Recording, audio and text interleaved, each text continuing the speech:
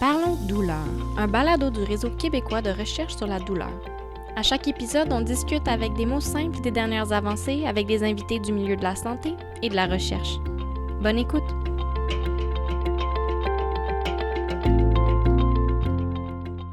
Bonjour et bienvenue dans ce nouvel épisode de Parlons douleur, balado créé en collaboration avec l'Association québécoise de la douleur chronique.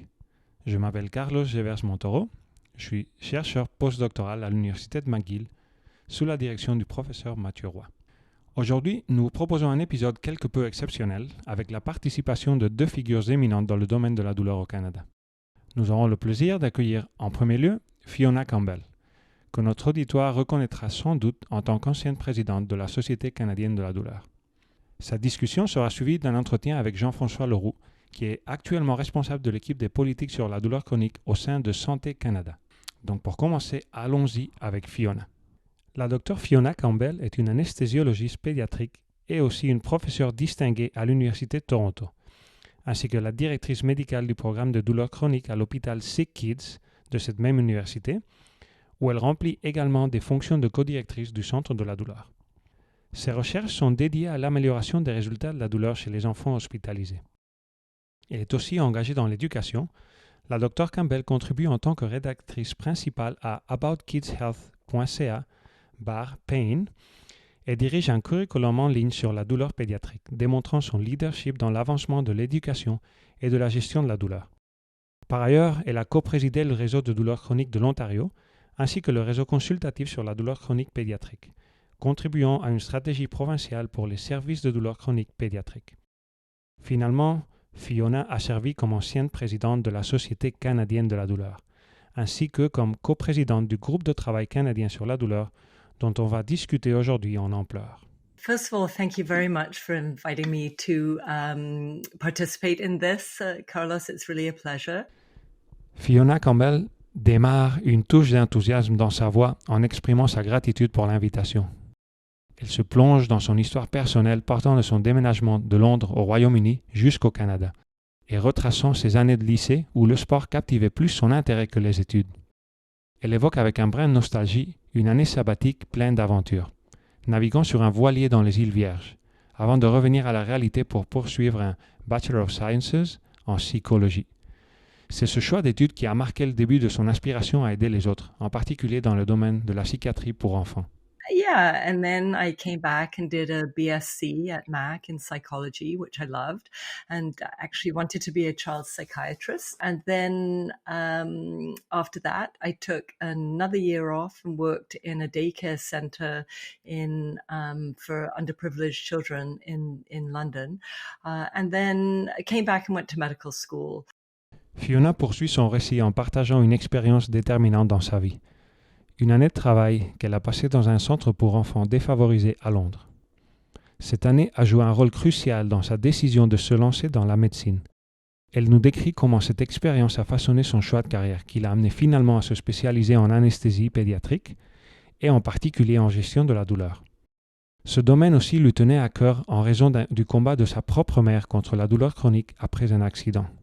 People in the pain field often have a personal story getting them there.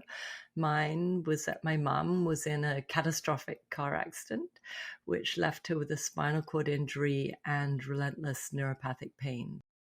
At Sick Kids, where I am currently the director of the largest pediatric chronic pain program in Canada, I still practice clinically in both anesthesia in the operating room and also my chronic pain practice. Ensuite, Fiona se confie sur sa vie de famille. Elle a élevé 5 enfants, dont des jumeaux. Elle nous explique comment cette expérience personnelle a renforcé davantage son intérêt pour le domaine des enfants et la pédiatrie. Elle souligne les liens entre la douleur, la médecine, la santé mentale et les soins aux enfants, révélant comment ces aspects ont fusionné pour influencer sa trajectoire personnelle, mais surtout professionnelle. Elle nous a partagé également des moments gratifiants de sa carrière, notamment ses rôles de leadership inattendus. Fiona se souvient en particulier de sa première expérience majeure en leadership au niveau systémique en tant que coprésidente du réseau de douleurs chroniques de l'Ontario. Ce poste lui a offert une plateforme pour influencer la politique et le financement des cliniques de douleur, éveillant son intérêt pour les aspects plus larges de la gestion de la douleur. Became the co-chair of the Ontario Chronic Pain Network in partnership with the Ontario Ministry of Health.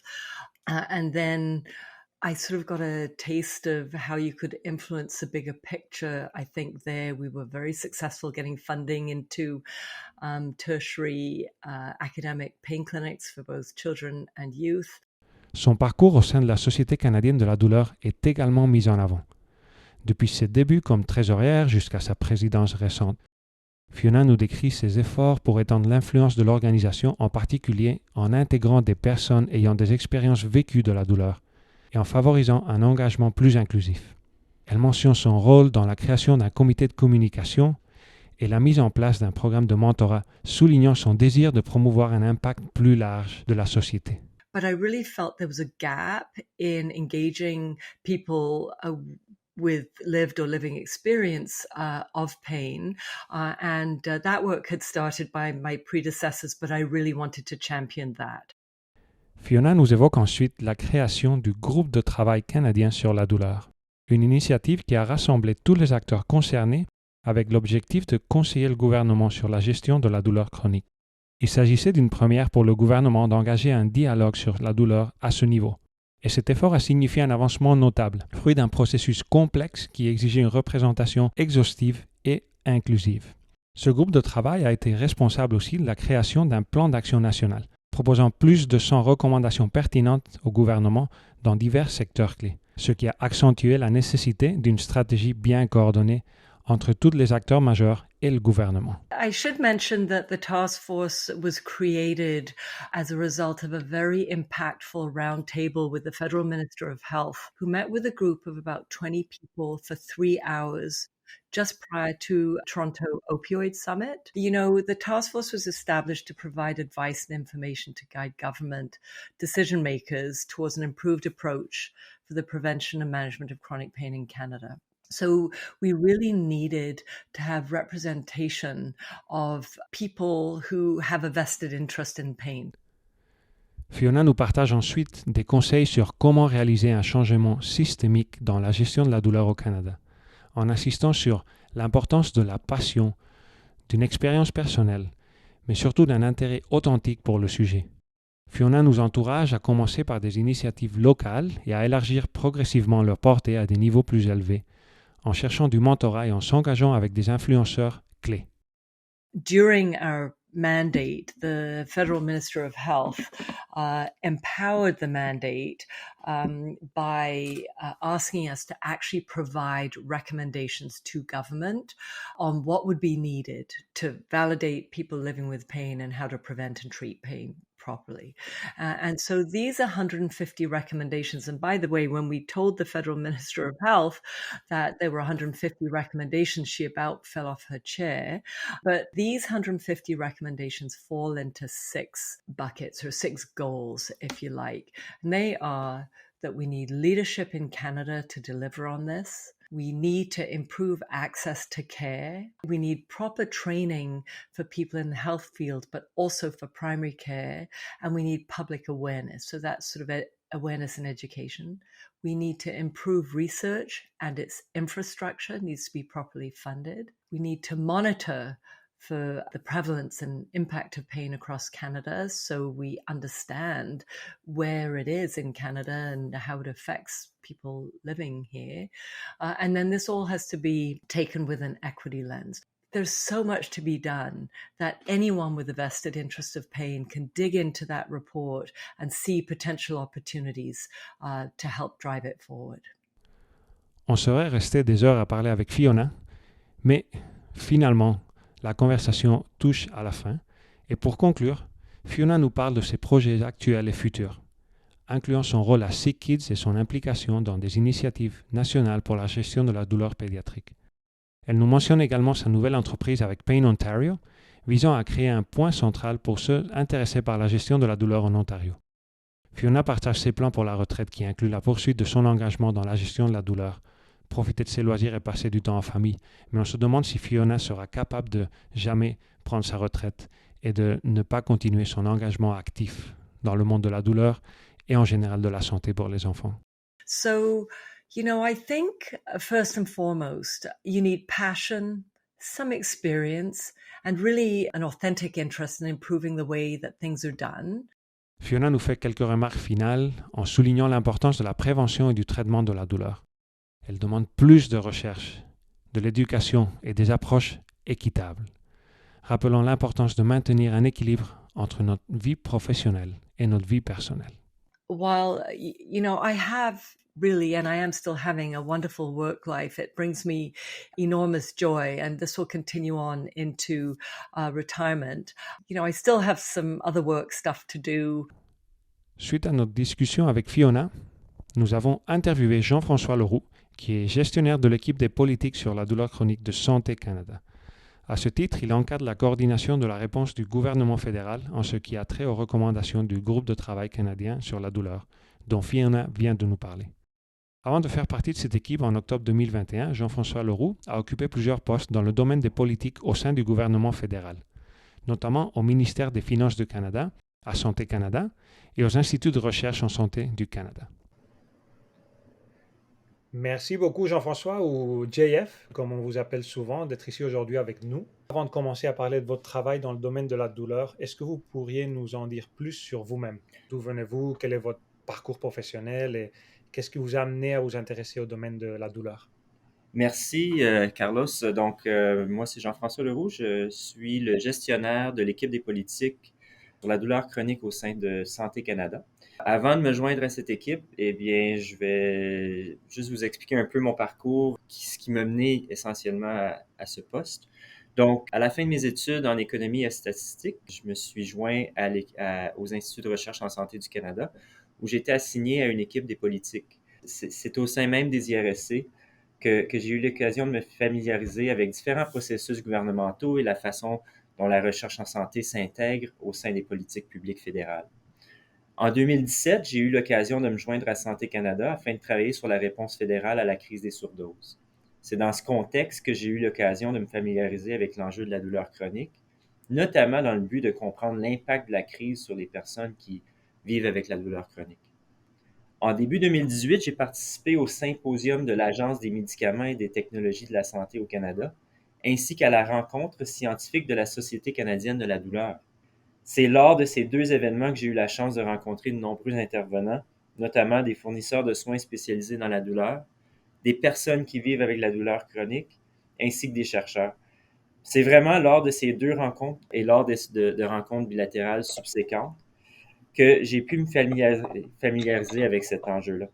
Toutes ces rencontres ont vraiment culminé à l'automne 2018 à une table ronde qui a été organisée par la ministre fédérale de la Santé à l'époque, l'honorable Ginette Petitpas-Taylor, avec des intervenants de la douleur, notamment des personnes qui vivent avec la douleur chronique.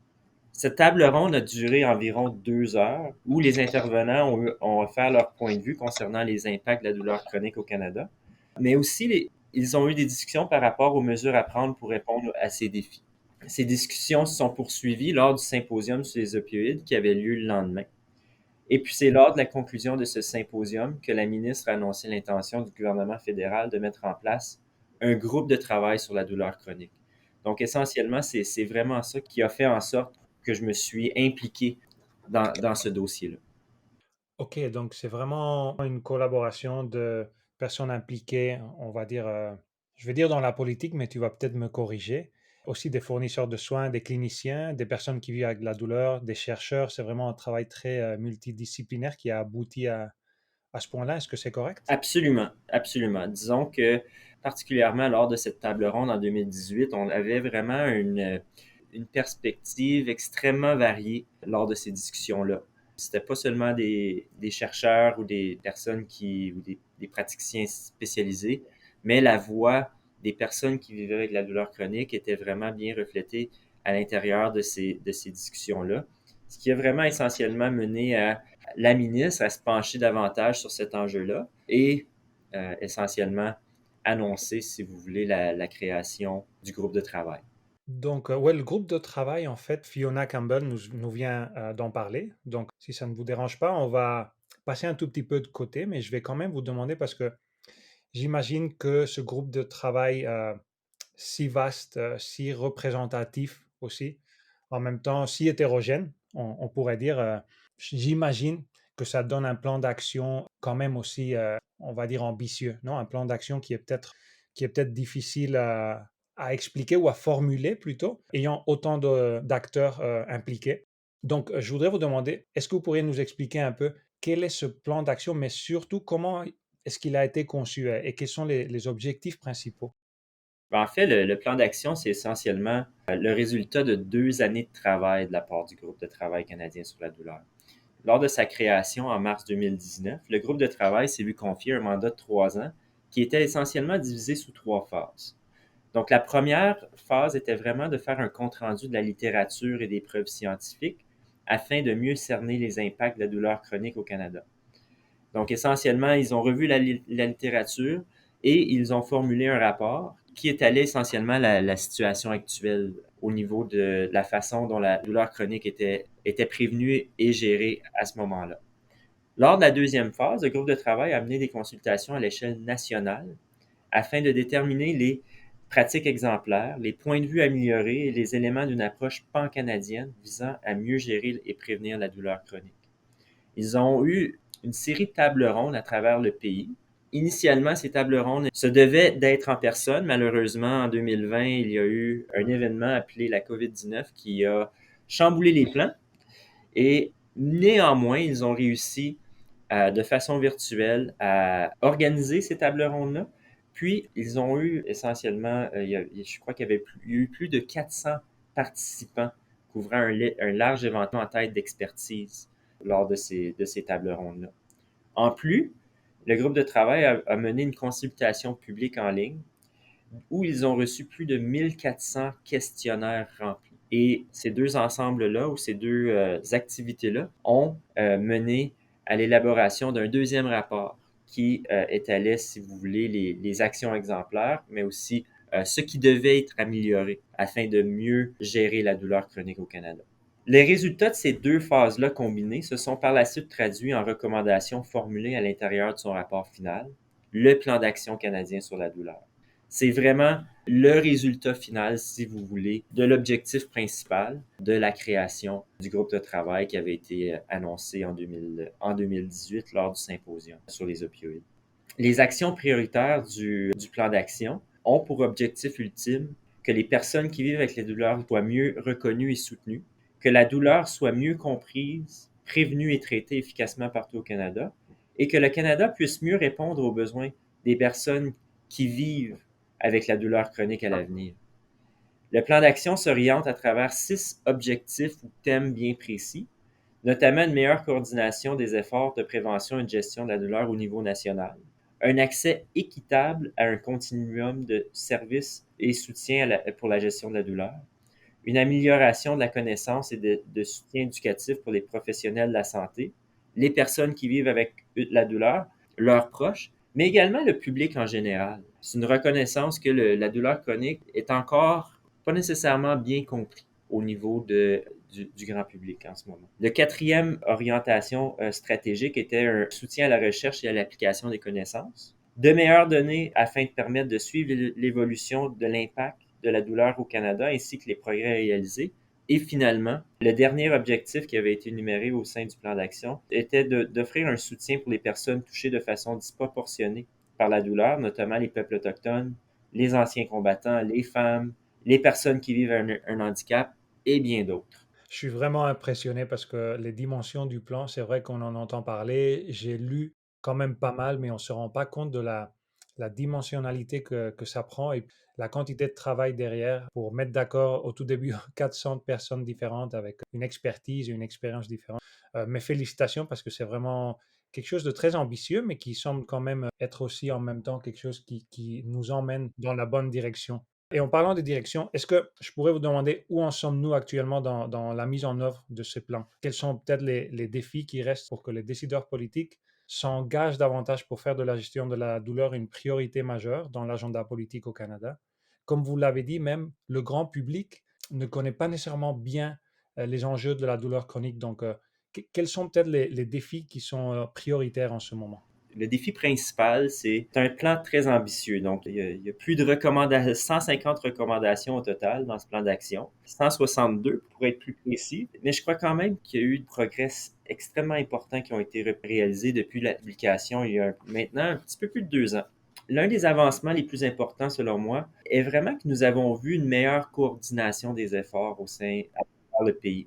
Pas seulement entre les différents intervenants, les organisations impliquées dans la sensibilisation de ces enjeux-là, mais même au sein même du gouvernement fédéral, entre les différents paliers du gouvernement. Il y a vraiment, les gens commencent vraiment à se mobiliser et collaborer entre eux pour vraiment faire des avancements dans ce domaine-là. Depuis, je vais juste vous donner un exemple. Nous avons vu en avril 2022 la création de Douleur Canada. Douleur Canada, c'est une initiative, un réseau, si vous voulez, national, qui regroupe 14 partenaires d'un océan à l'autre, qui, afin de mobiliser les ressources et les efforts afin de mieux prévenir et traiter la douleur au Canada. À travers Douleur Canada, il y a de nombreuses initiatives qui ont été entreprises afin de sensibiliser la population et les priseurs de décision sur les impacts de la douleur au Canada. Depuis l'an dernier, il y a une conférence qui s'appelle la conférence Rassembler les morceaux du puzzle, qui a lieu maintenant annuellement lors de la Semaine nationale de la sensibilisation, qui est une conférence qui est menée par et pour les personnes qui sont aux prises avec la douleur, afin de discuter des différents défis, mais également de stratégies pour mieux soutenir les personnes qui vivent avec la douleur chronique. Il y a également de nombreuses ressources qui est maintenant offert sur le site web de Douleur Canada et je vous encourage à aller voir le site web et les nombreuses activités et également les organisations qui sont impliquées dans ce réseau. Au niveau fédéral, on a maintenant une équipe au sein de Santé Canada, dont je suis actuellement le gestionnaire, qui s'occupe de coordonner les efforts fédéraux afin de répondre aux recommandations du groupe de travail. Afin d'y parvenir, nous collaborons non seulement avec nos collègues au sein de Santé Canada, mais également des représentants de plus de 10 ministères et agences fédéraux, que ce soit le ministère des Anciens combattants, le ministère de la Défense, l'Agence de la santé publique, les Instituts de recherche en santé du Canada, Service autochtone Canada. Donc, il y a plusieurs organismes fédéraux qui se penchent maintenant sur cet enjeu-là. Et notre groupe, essentiellement, on est vraiment responsable d'amener, si vous voulez, une coordination fédérale à ce niveau-là. Récemment, on a vu de nombreux projets qui ont été financés à travers les programmes de subventions et contributions, notamment le programme sur l'usage et les dépendances aux substances de Santé Canada, et également à travers les opportunités de financement des Instituts de recherche en santé du Canada. Par exemple, on sait que le mandat du réseau de la douleur chronique, qui a été initialement financé par les IRSC en 2016 à travers la stratégie de recherche axée sur le patient. Leur mandat a été renouvelé afin de s'en concentrer sur la mobilisation des connaissances et la science de la mise en œuvre. Donc, il y a eu énormément de progrès qui a été fait à l'aide du réseau depuis sa création, mais maintenant, c'est vraiment comment est-ce qu'on est capable de traduire ces nouvelles connaissances-là en des meilleurs services, des meilleurs soins pour les personnes qui vivent avec la douleur chronique. J'ai mentionné le programme sur l'usage et les dépendances aux substances de Santé Canada. Depuis janvier 2022, il y a eu 14 nouveaux projets liés à la douleur qui ont été financés à travers ce programme-là. Ces investissements de plus de 12 millions de dollars ont notamment permis de mener des projets pilotes pour des approches novatrices de la gestion de la douleur, des projets afin de mieux soutenir les fournisseurs de soins de santé et également soutenir les projets pour la mise en œuvre de programmes de mentorat et d'échange de connaissances, par exemple. On a également été capable, à travers ces investissements, de développer ou de mettre en place de nouvelles ressources pour les personnes qui vivent avec de la douleur chronique, notamment à travers les programmes d'autogestion. On peut prendre, par exemple, la création du portail Surmonter sa douleur, qui a été financé à l'aide notamment d'investissement à travers ce programme, qui fournit un accès à des ressources gratuites dans un espace centralisé, comprenant des articles, des vidéos, des balados, des cours, des ateliers et du soutien par les pairs, notamment. Ce financement-là, à travers le programme, a également permis l'élaboration de nouvelles lignes directrices pour la gestion de la douleur. On sait qu'en 2017, il y a eu une ligne directrice concernant l'utilisation d'opioïdes pour la gestion de la douleur chronique non cancéreuse. Cette ligne directrice est actuellement en train d'être mise à jour par les experts de l'Université McMaster et on s'attend à ce qu'une nouvelle ligne directrice à cet effet soit publiée au printemps prochain.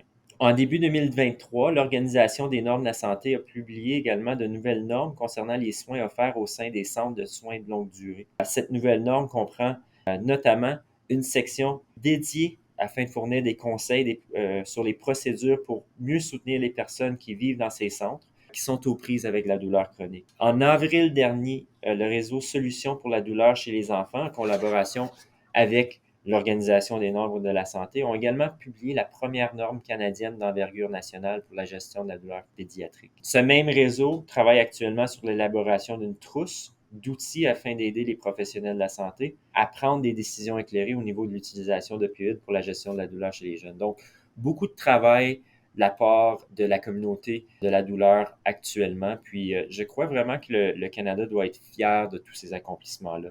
Malgré cela, je crois quand même que le travail difficile reste à venir. C'est-à-dire, comment est-ce qu'on est capable de mettre en œuvre ces pratiques-là qui sont en train d'être testées, ces nouvelles lignes directrices qui ont récemment été développées. Ça, je crois, c'est vraiment le travail difficile qui est devant nous et de s'assurer qu'on maintient ce momentum-là qu'on a vu depuis, je dirais, 2017-2018, notamment avec la création du groupe de travail. On doit aussi continuer les efforts de sensibilisation. On a récemment eu la Semaine nationale de sensibilisation de la douleur en début novembre et je crois qu'on doit continuer d'utiliser ces plateformes-là afin de sensibiliser le public, non seulement sur l'impact, mais également sur l'avancement dans le domaine, les différentes initiatives, qui est selon moi extrêmement important. Puis, on doit continuer de maintenir cette collaboration, la coordination des efforts. Je crois que c'est très, très, très important afin de pouvoir continuer de faire des progrès sur cet enjeu. Merci beaucoup pour cette réponse, Jean-François. C'était une réponse excellente. Vous nous avez fait une petite conférence qui nous donne, je pense, qu'une très bonne idée de l'ampleur de ce travail. Je tiens aussi à vous féliciter dans votre travail de coordination parce que vraiment, avec cette dimension de travail, avec la quantité d'institutions, de personnes, d'acteurs, de ministères impliqués, ceci ne pourrait jamais être ou devenir une réalité sans des personnes qui sont au sein de ce travail et qui connaissent bien tout ce qui se passe. J'ai l'impression que s'il y a une personne à qui on peut demander qu'est-ce qui est en train de se passer en ce moment au niveau du plan d'action canadien, c'est vous êtes la personne clé et il y a vraiment besoin des personnes qui ont des qualités de coordination et de travail en équipe comme vous. Vraiment, merci pour ce travail. C'est excellent. Je vais vous demander de regarder un tout petit peu vers l'avenir pour savoir si vous pourriez nous prédire un peu quels seront peut-être les besoins pour que ce plan d'action devienne une réalité même encore plus proche pour les gens et quels sont peut-être les atouts existants pour y parvenir. Je me pose la question surtout du point de vue des personnes qui seraient peut-être intéressées à s'impliquer. Est-ce que vous pourriez peut-être leur diriger un message pour qu'ils sachent comment est-ce qu'ils peuvent contribuer ou à qui s'adresser dans ce cas? Bien, comme j'ai mentionné, je crois que l'enjeu de la douleur chronique est de plus en plus à l'avant-plan. On commence vraiment seulement à voir le fruit des efforts entrepris par divers intervenants depuis le début des années 2000 et je suis certain que Dr. Campbell en a fait état dans ses commentaires. Je dois aussi mentionner que l'enjeu de la douleur chronique, on voit aussi pas seulement un momentum au niveau canadien, mais également au niveau mondial. Si on prend par exemple l'Organisation mondiale de la santé, ils reconnaissent maintenant la douleur chronique comme maladie distincte à l'échelle mondiale, ce qui n'est pas rien. Puis je crois qu'on peut, si on veut, utiliser cette reconnaissance-là pour que ça soit mieux reflété dans nos interventions, dans nos politiques. Au Canada, on voit aussi de nombreuses provinces qui font des efforts dans ce domaine-là, notamment le Québec qui a récemment lancé un plan d'action pour s'attaquer à l'enjeu de la douleur chronique. La province du Québec n'est pas le seul. On sait que la province d'Alberta, notamment, a lancé un plan d'action similaire. Donc, il y a vraiment beaucoup d'intérêt à ce niveau-là et je crois que ça l'amène une certaine opportunité pour la communauté. Comme je l'ai mentionné plus tôt, le défi, c'est comment est-ce qu'on est capable de maintenir ce momentum et de s'assurer que la douleur chronique demeure une priorité. Puis pour ça, je crois qu'il faut vraiment mieux démontrer l'impact de nos avancements, non pas seulement pour l'amélioration de la santé des Canadiens, mais également comment une meilleure gestion de la douleur peut également aider à mieux soutenir nos fournisseurs de soins de santé. Contribuer à répondre à d'autres priorités de santé, notamment les enjeux de ressources humaines en santé, l'accès à la médecine familiale, la santé mentale, l'utilisation de substances. Ce sont tous des priorités de santé qui ont été énoncées dernièrement par différents paliers de gouvernement. Il faut vraiment comprendre comment est-ce que la douleur chronique s'intègre à l'intérieur même de ces priorités-là. Ça, c'est l'une des premières choses. Deuxièmement, je crois que la collaboration et la coordination doit demeurer une priorité. C'est primordial de mieux coordonner nos efforts, puis je crois sincèrement que des initiatives comme Douleur Canada, comme le portail Surmonter sa douleur, contribuent grandement à offrir cette coordination-là. Finalement, je réitérais l'importance d'inclure la voix des personnes qui vivent avec la douleur dans l'élaboration et l'implémentation de nos politiques, de nos programmes, de nos stratégies. Je crois sincèrement que le succès du groupe de travail reposait particulièrement sur leur participation et nous devons continuer d'aller de l'avant de cette façon. Pour les gens qui sont intéressés de s'impliquer et faire avancer les choses, je les encourage de s'impliquer au sein d'organismes tels que Douleur Canada, l'Association de la douleur chronique, le Réseau québécois de recherche sur la douleur. On a besoin que les voix des personnes qui vivent avec la douleur soient bien reflétées au sein de ces organismes-là. Et je crois sincèrement que leur implication dans les différentes initiatives qui sont actuellement en cours d'élaboration, c'est primordial pour assurer le succès de la mise en œuvre du plan d'action. Tout à fait d'accord. Encore une fois, merci pour cette réponse. Je pense que on va tout doucement conclure parce que il y a vraiment beaucoup de quoi digérer dans ce podcast. Je vous remercie encore une fois. Je pense que je vous remercie au nom du Réseau québécois de recherche en douleur pour avoir consacré tout ce temps à notre public. Je suis sûr que cette conversation suscitera beaucoup d'intérêt. Peut-être avant de nous quitter, y a-t-il quelque chose que vous souhaitez dire à notre audience, un message que vous voudriez partager? En fait, c'est pas nécessairement un message, mais c'est vraiment un des remerciements à tous ceux qui ont participé au travail du groupe du travail sur la douleur au cours de son mandat de 3 ans. Je crois sincèrement que c'est vraiment grâce aux efforts de tous ceux qui étaient impliqués, non pas seulement leurs membres, mais également ceux qui ont contribué aux différentes tables rondes, à la consultation publique en ligne, et ceux qui continuent à contribuer au sein des différentes initiatives. Donc, c'est plus des remerciements que vraiment d'autres commentaires. Mais je vous remercie beaucoup de l'opportunité de participer à ce balado aujourd'hui. Merci à vous, c'était vraiment notre plaisir. Je vous souhaite une très bonne journée et puis mes meilleurs vœux pour cette année qui commence. Merci à vous aussi. En fait, c'est plutôt le contraire. C'est nous qui devons vraiment remercier Jean-François et Fiona d'avoir pris le temps de participer à notre balado. C'était super intéressant et j'espère que vous, de l'autre côté, vous serez d'accord avec moi. Merci beaucoup aux auditeurs d'avoir écouté cet épisode de Parlons Douleur et à très bientôt. Merci d'avoir écouté Parlons Douleur. N'hésitez pas à vous abonner pour ne pas manquer un épisode et à partager le balado avec vos amis. Pour plus d'informations, visitez notre site web rqrd.ca ou encore notre chaîne YouTube en cherchant Réseau québécois de recherche sur la douleur. À la prochaine!